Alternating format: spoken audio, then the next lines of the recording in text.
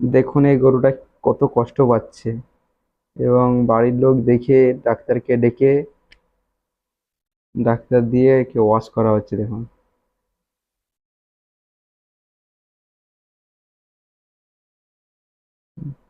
দেখুন কত বড় ক্রেকটা গরুর পায়ে ঢুকেছিল।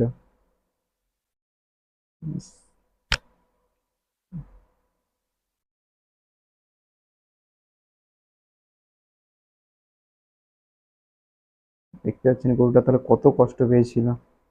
ডাক্তারটা তাকে এসে ভালো করে ঠিক করছে।